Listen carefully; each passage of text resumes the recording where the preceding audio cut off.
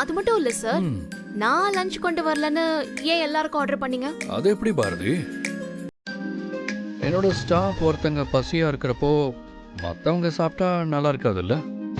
சரி, புது ஆஃபீஸ், எல்லாருக்கும் பிரியாணி கொடுக்கலான்னு ஆர்டர் பண்ணேன். அதையும் தப்பா நினைச்சிட்டீங்களா?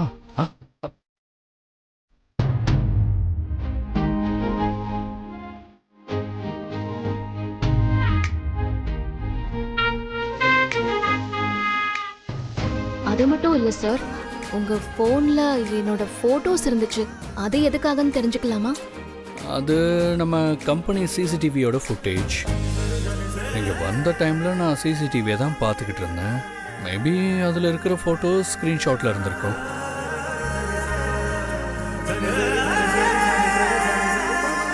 பாரதி, நீங்கள் என்ன தப்பாக புரிஞ்சுக்கிட்டீங்க. மனசில் எதுவும் இல்லைல்ல? ஐயோ, அப்படிலாம் எதுவும் இல்லை சார். நானும் அப்படிதான் பாரதி. அப்படிலாம் ஒன்றும் இல்லை சார். நீங்கள் தப்பாக நினைக்கிற மாதிரி நான் ஏதாவது நடந்திருந்தா சாரி. அதெல்லாம் ஒன்றும் இல்லை சார், ஒரு சின்ன மிஸ் அண்டர்ஸ்டாண்டிங். இப்போ நான் கிளியர் ஆயிட்டேன். Thank you sir.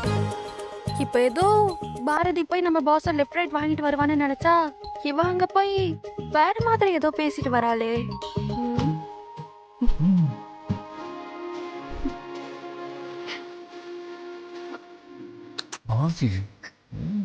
ஆதி, விடுங்க.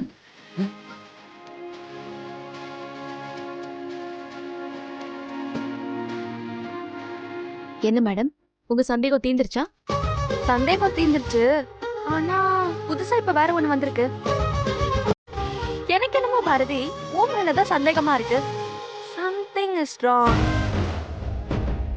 சரி விடு, அதான் போய் பேசிட்டு வந்துட்டால, நம்ம வேலையை பார்ப்போம். அம்மா தாயே, இதை இத்தோடு விட்டுரு.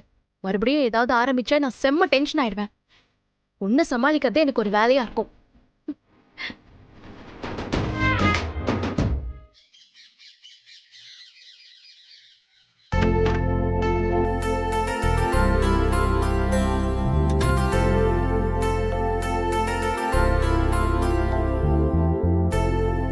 ஆதி, ஆதி, டைம் ஆயிடுச்சு, எந்திரிங்க.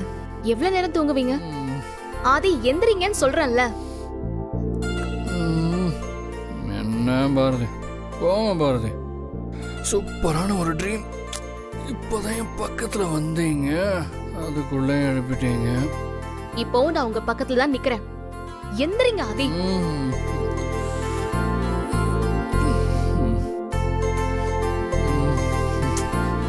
பக்கத்துல நிக்கிறேன்னு தானே சொன்னேன். முதல்ல வாங்க, ஏஞ்சு போய் குளிங்க. உத வாங்க போறீங்க. மறுபடியும் சொல்லிட்டு இருக்கலாம் மாட்ட சொல்லிட்டேன். பக்கெட் நிறைய தண்ணி புடிச்சிட்டு வந்து மேல ஊத்திடுவேன். என்ன சொன்னீங்க? தண்ணி ஊத்துவீங்களா? ஆண்டவா, என்ன அராஜகம்.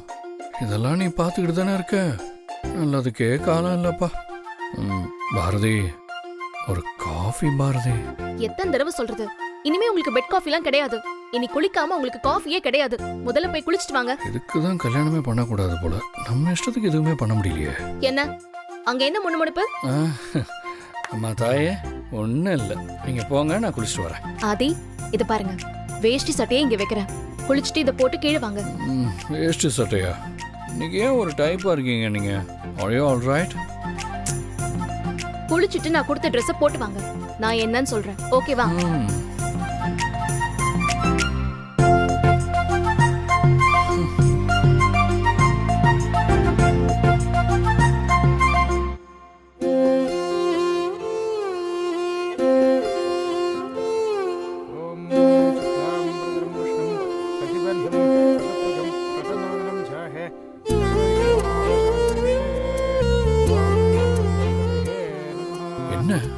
என்ன விஷயம்? எதுக்கு ஐயர்லாம் வந்திருக்காரு? ஆதி, இன்னைக்கு உங்க அப்பாவோட நினைவு நாள். அவருக்கு திதி கொடுக்கறதுக்காக தான் இவரை வர வச்சிருக்கேன். என்ன சொல்றீங்க பாரதி? அம்மா, அப்பாவோட நினைவு நாள் உங்களுக்கு எப்படி தெரியும்? ஆதி, இப்ப அதுவா முக்கியம்? நாம திதி கொடுக்கணும். முதல்ல செய்ய வேண்டியதெல்லாம் செஞ்சு வச்சுட்டு காகத்துக்கு சாதம் வைக்கணும். அதுக்கப்புறம் தான் எல்லாரும் சாப்பிட முடியும். என்ன தமிழ், நீங்களும் சாப்பிடலையா? இதெல்லாம் முடிஞ்சு தாத்தா சாப்பிட்டதுக்கு அப்புறம் தான் நானும் சாப்பிடுவேன். ஆதி, அவ காகத்துக்கு சாப்பாடு வைக்கிறத பத்தி சொல்றான். பாரதி, இவ குழந்தை தானே. இந்த சடங்கு சம்பிரதாயம் எல்லாம் நம்மளோட வச்சுக்கலாம்ல. பாவம், குழந்தை பசி தாங்குவாளா? ஒரு நாள் தானேப்பா, தாத்தாக்காக நானும் சாப்பிடாம இருக்கேன். எல்லாமே ரெடியா இருக்கு, பூஜை ஆரம்பிச்சிடலாமா? அம்மா, அம்மா எங்க? அவங்க கிட்ட எல்லாம் சொல்லிட்டீங்களா? என்கிட்ட இத பத்தி சொன்னதே அம்மாதான். நேத்துல இருந்தே இத அவங்க கிட்ட நான் சொல்லணும் நினைச்சிட்டே இருந்தேன். அம்மா வெளியில போயிருந்தாங்க. சரி, காலையில சொல்லிக்கலாம்னு நினைச்சு போய் கதவு தட்டினேன். ஆனா அம்மா கதவு திறக்கவே இல்லை. சரி, தொந்தரவு பண்ண வேண்டான்னு நானே வந்து எல்லாத்தையுமே பண்ணிட்டேன். எப்படியும் நீங்க தானே பண்ண போறீங்க. சட்டையை கட்டிட்டு மணப்பலகையில இப்படி வந்து உட்காருங்க. இப்படி வந்து உட்காருங்க. ஐயாவோட பேத்திய இப்படி வந்து உட்கார சொல்லுங்க. வாங்க, உட்காருங்க.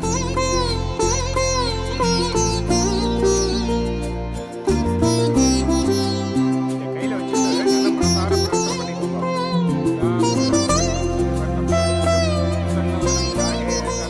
நிறுத்துங்க. என்ன நடக்குதுங்க? அம்மா, திதி கொடுக்கறப்ப இப்படி எல்லாம் தடங்கள் வரப்படாதுமா, அது நல்லது இல்ல. அதெல்லாம் எனக்கு தெரியும். ஆதி, என்ன இதெல்லாம்? அம்மா, இன்னைக்கு அப்பாவோட நினைவு நாள். நம்ம அதெல்லாம் மறந்துட்டோம். ஆனா பாரதி எப்போவோ சொன்னதை ஞாபகம் வச்சுக்கிட்டு ஐயரை வரவழைச்சு எல்லா ஏற்பாடையும் பண்ணியிருக்காங்க. அதைத்தாம்மா நான் பண்ணிக்கிட்டு இருக்கேன். நல்ல விஷயம்தான் ஆதி. ஆனா இத பண்ணணும்னு நல்ல மனசு இருக்கிற பாரதிக்கு இதை என்கிட்ட சொல்லணும்னு தோணி இருக்கணும். என்கிட்ட சொல்லாம இவ ஏற்பாடு பண்ணிருக்கா அப்படின்னா என்ன அர்த்தம்?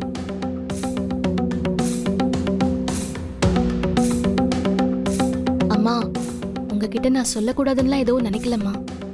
உங்களுக்கு ஞாபகம் இருக்கும்னு நினைச்சேன். காலையில எல்லா ஏற்பாட்டையும் பண்ணதுக்கு அப்புறமா உங்ககிட்ட சொல்லலாம்னு நினைச்சேன். நான் காலையிலேயே உங்க ரூமுக்கு கூட வந்தேன். ஆனா நீங்க கதவை திறக்கல. மத்தபடி இதை உங்ககிட்ட சொல்லாம பண்ணணும்னு எனக்கு எந்த எண்ணமும் இல்லம்மா. நான் ரொம்ப யதார்த்தமா தான் இந்த விஷயத்த பண்ணேன். இது இவ்ளோ பெரிய பிரச்சனை ஆகும்னு நான் நினைக்கலம்மா. என்ன மன்னிச்சிருங்கம்மா. அடடா, என்ன ஒரு நடிப்பு! பாரதி, நீ மாப்பிள்ளை வேணா நடிச்சு ஏமாத்தலாம். நீ யாரு, என்ன யோசிப்ப, என்ன பண்ணுவேன்னு எல்லாமே எங்களுக்கு தெரியும். எங்களெல்லாம் ஏமாத்த முடியாது. சொல்லணும்னு நினைச்சாலாம்ல. இப்ப என்ன நடந்துருச்சு? ஏன் ஆளாளுக்கு பேசிட்டு இருக்கீங்க? இங்க பாருங்க, பாரதி எந்த தப்பும் பண்ணல. நம்ம மறந்து போன விஷயத்த பாரதி ஞாபகம் வச்சு பண்ணிருக்காங்க. அதுக்கு அவங்கள பாராட்டலன்னா கூட பரவாயில்ல. முதல்ல இப்படி பேசுறத நிறுத்துங்க. நல்லா இருக்கும் மாப்ள. யாருக்கு யார் திதி பண்றது? உங்களை கேட்கறதுக்கு யாருமே இல்லைன்னு நினைச்சீங்களா? இதெல்லாம் எங்களோட உரிமை. யாருக்காகவும் இதெல்லாம் விட்டு கொடுக்க முடியாது. எங்க அக்கா புருஷன் உங்களுக்கு அப்பனா, எனக்கு அவர் மாமா. ஆமா, எந்த அர்த்தத்துல நீங்க அந்த குழந்தைய உட்கார வச்சு திதி கொடுத்துக்கிட்டு இருக்கீங்க? நீங்க வேணா பாரதியை கல்யாணம் பண்ணிருக்கலாம். ஆனா யாருக்கோ பிறந்த குழந்தைய வச்சுட்டு என் மாமாவுக்கு திதி பண்ண வேண்டிய அவசியம் எங்களுக்கு இல்லை. அப்படியே பண்ணணும்னா ஊர்ல உயிரோட இருக்க தாத்தாக்கு பண்ண சொல்லுங்க.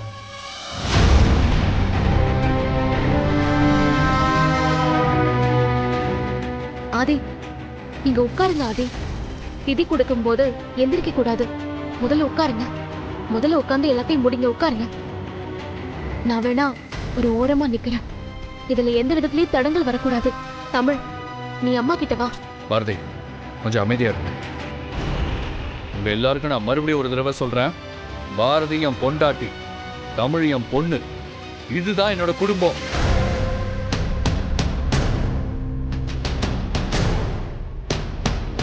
பாரதியும் தமிழும் என்னோட சொந்தங்கிறது உண்மைன்னா தமிழ் தான் என் கூட உட்காந்து இந்த சடங்கை பண்ணுவான். இதை கேள்வி கேட்கிற உரிமை யாருக்கும் கிடையாது. நீ சொல்றதை இந்த விஷயத்துல என்னால ஏத்துக்க முடியாது ஆதி. பேசாம உன் மாமா என்ன சொல்றாரோ அதை கேளு. ஆதி, சொன்னா கேளுங்க. ஆதி, இப்போ இதெல்லாம் முக்கியம் இல்ல. உங்க அப்பாவுக்கு நல்லபடியா திதி கொடுக்கணும். அதை மட்டும் மனசுல வச்சுக்கோங்க. சூப்பர் பாரதி, பிள்ளையையும் கிள்ளி விட்டுட்டு தொட்டிலையும் ஆட்டி விடுவியா? இந்த குழப்பத்துக்கு காரணமே நீதான். என்னமோ பெரிய தியாகி மாதிரி பேசிட்டு இருக்க. கொஞ்ச நேரம் எல்லாரும் அமைதியா இருக்கீங்களா? பாருங்க, மறுபடியும் சொல்றேன், இது என்னோட அப்பாவுக்கு. இதை வேணும் வேணான்னு சொல்ற உரிமை என் அப்பாவுக்கு தான் இருக்கு. மற்றபடி வேற யாருக்கும் கிடையாது. அவர் வேணா சொல்லட்டும்.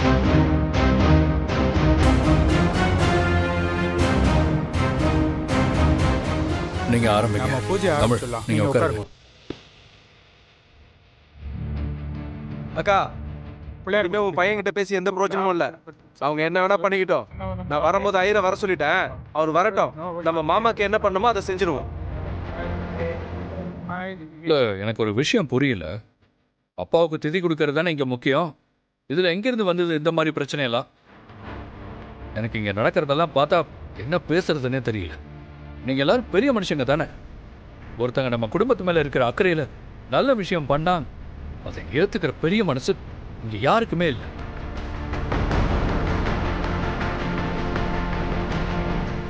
ரொம்ப சங்கடமா இருக்கு. அவரோட ஆன்மா அமைதியா இருக்கணும் தான் நம்ம இதெல்லாம் பண்றோம்.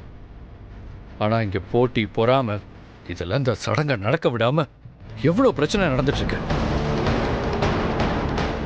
இங்க பாருங்க, இதெல்லாம் மீறி நீங்களா இதை பண்ணணும்னு தோணுச்சுன்னா நீங்க வேணா தனியா பண்ணுங்க. எனக்கு அதுல எந்த ஆட்சேபனையும் இல்லை.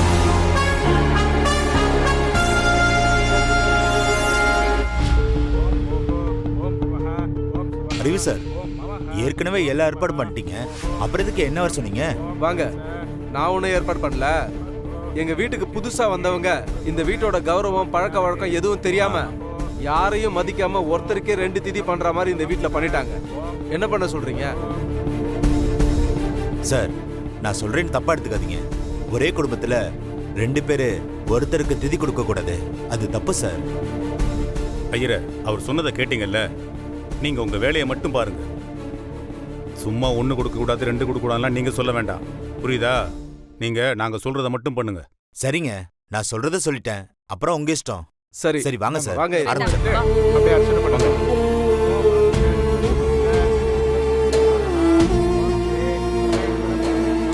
அதிபவித்ரா வாசகம் வாசிகம் பாவம் கர்மதா ஞாஹாம் ஓம் ஸ்ரீ ராமத்வனே பவயனே தியோமே ஓம் ஸ்ரீ ராமநாமநாமனே நிர்விக்னோ நிலமாமாய சக்திஸ்ரம் சுந்தரேசே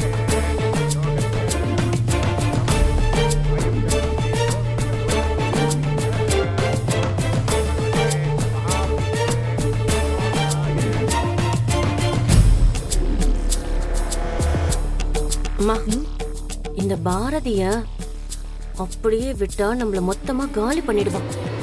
ஐயோ, எனக்கு மண்டையை வெடிச்சிரும் போல இருக்கு. உன் மாமா நடன மகுடிக்கு மங்கின பாம்பு மாதிரி அவ சொல்றது எல்லாத்துக்கும் தலையாட்டுறான். ஐயோ, என்னத்த சொல்றதுன்னே தெரியல. வாங்கோ, காகத்துக்கு சாப்பாடு வச்சுட்டு வந்துடலாம். அம்மா, இதை காக்கா கொண்டு போய் வச்சு காகத்தை அழைச்சிடலாமா? சரி. இந்தாங்கோ, இந்த ஜலத்தால அந்த இடத்த சுத்தம் பண்ணுங்க.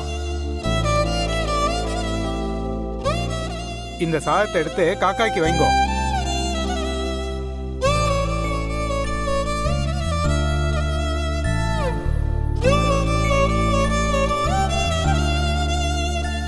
தம்பி, கண்ணை மூடிண்டு ஆத்மார்த்தமா உங்க அப்பாவை வேண்டிக்கோங்க. நம்ம முன்னோர்கள் எல்லாம் காக ரூபத்துல தான் நம்மளோட வாழ்ந்துட்டு இருக்காங்கிறது ஐதீகம். உங்க அப்பா இந்த பூஜையை ஏத்துக்கிட்டாருன்னா அவரு சந்தோஷமா வந்து சாப்பிட்டு போவாரு.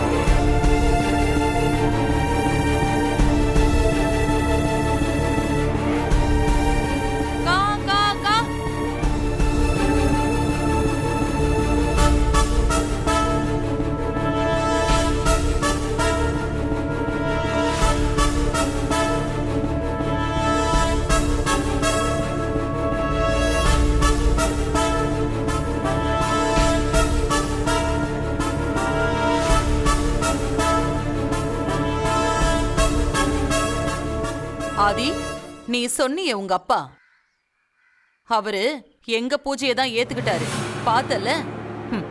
இப்ப என்ன சொல்ற?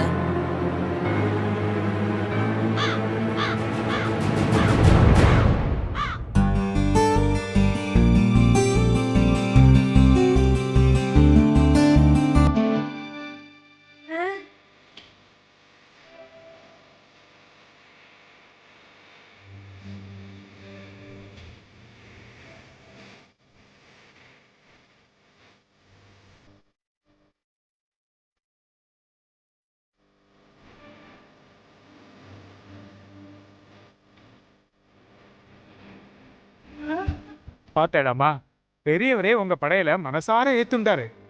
நாம என்ன வேணாலும் பேசலாம், சண்டை போடலாம், நான் பெரியவனா நீ பெரியவனான்னு பேசிக்கலாம். ஆனா உங்க மாமனார் யார் மேல அன்பு வச்சிருக்காருன்னு சொல்லாம சொல்லிட்டு போயிட்டாருன்னா இனிமே உங்களுக்கு எந்த குறையும் இல்லை.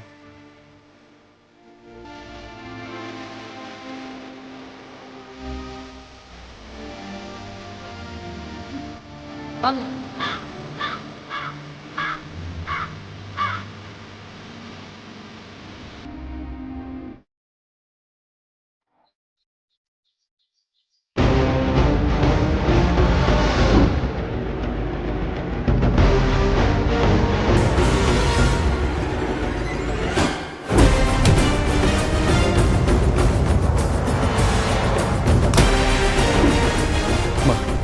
ஆதி, வாப்பா உட்காரு.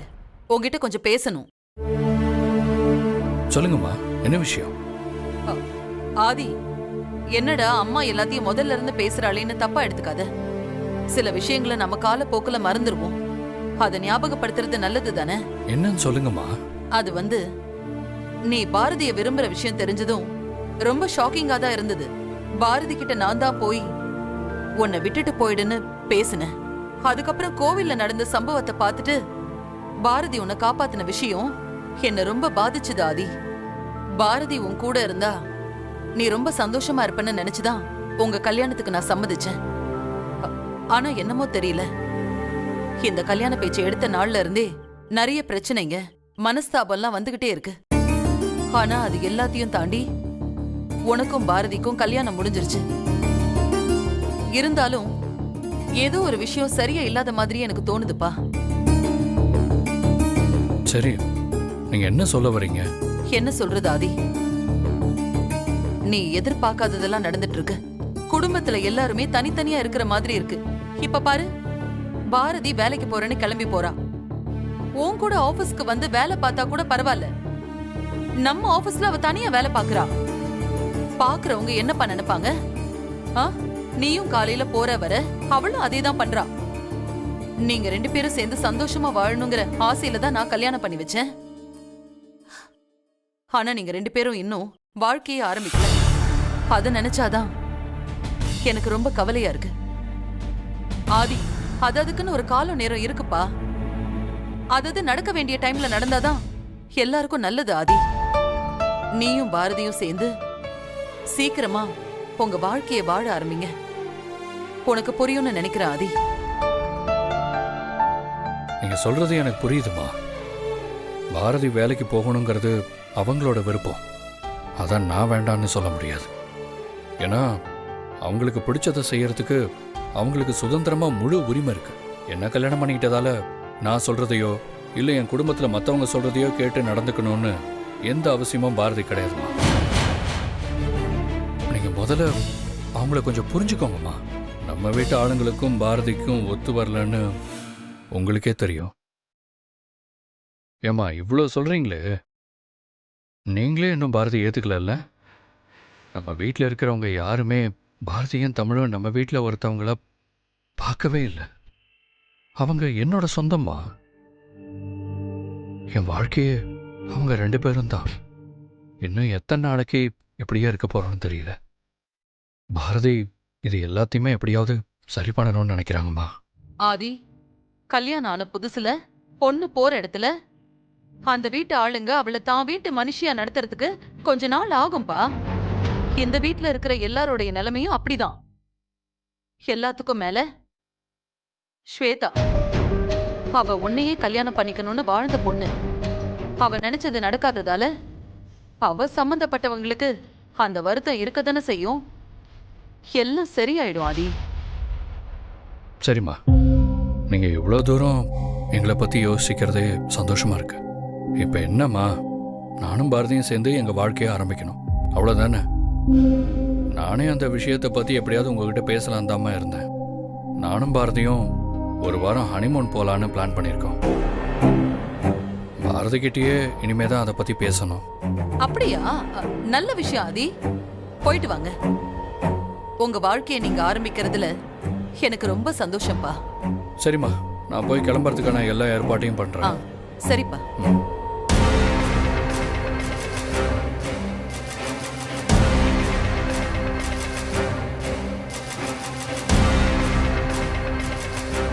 என்னத்த இங்க என்ன நடக்குது? மாமா பாரதியை கூட்டிக்கிட்டு ஹனிமூன் போக போறாரா? அதுவா ஸ்வேதா? ஆமாமா. அப்போ நீங்களும் பாரதி உங்க மருமகளா ஏத்துக்கிட்டு அவங்க 2 பேரும் நல்லா இருக்கட்டும்னு ஆசீர்வாதம் பண்ணிருக்கீங்க. இல்ல ஸ்வேதா, நடக்கிற பிரச்சனையெல்லாம் பார்த்தா ஆதிக்கு தமிழ் விஷயத்துல என்ன நடந்துச்சுன்னு இன்னும் சரியா தெரியல. இந்த பிரச்சனைக்கெல்லாம் நாம தான் காரணம்னு ஆதிக்கு புரியும். ஆதி நம்ம எல்லார் மேலயும் ரொம்ப கோவமா இருக்கா ஸ்வேதா. அந்த பண பிரச்சனை வேற ரொம்ப பெருசா வேற போயிடுச்சு. ஆதியோட கோவத்தை கம்மி பண்றதுக்கு எனக்கு வேற வழி தெரியல ஸ்வேதா. ஓ, அதனால பையனையும் மருமகளையும் ஹனிமூனுக்கு அனுப்பி சந்தோஷமா இருங்கன்னு அனுப்பி வைக்க போறீங்களா? ஐயோ ஸ்வேதா, உனக்கு இந்த விஷயத்தை எப்படி புரிய வைக்கிறதுனே தெரியல. நான் இப்பவும் சொல்றேன், நீதாம்மா என் மருமக. திரும்ப திரும்ப என்னால இப்படி சொல்லிக்கிட்டே இருக்க முடியாது. இதுக்கு மேல உன் இஷ்டம்.